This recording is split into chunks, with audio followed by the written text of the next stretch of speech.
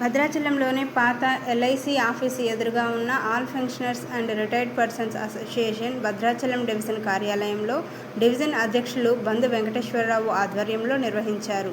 జవహర్లాల్ నెహ్రూ చిత్రపటానికి అధ్యక్షులు బంధు వెంకటేశ్వరరావు, ప్రధాన కార్యదర్శి పూలదండ వేసి ఘనంగా నివాళులు అర్పించారు. అనంతరం గౌరవాధ్యక్షులు సుబ్బయ్య చౌదరి, దికొండ వెంకటేశ్వర్లు, టీవీకే దుర్గాప్రసాద్, విష్ణు, మొలకల సుబ్రహ్మణ్యం చిత్రపటానికి పూలదండలు వేసి ఘనంగా నివాళులు అర్పించారు.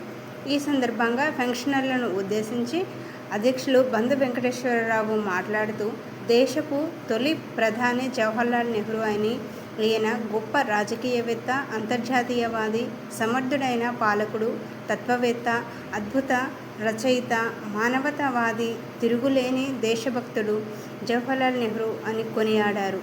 భారతదేశపు తొలి ప్రధానమంత్రి అయిన పండిట్ జవహర్లాల్ నెహ్రూ వర్ధంతి ప్రతి సంవత్సరం మే నెల 27వ తేదీన నిర్వహిస్తారు. 1964 మే 27న ఆయన తుదిశ్వాస విడిచారు.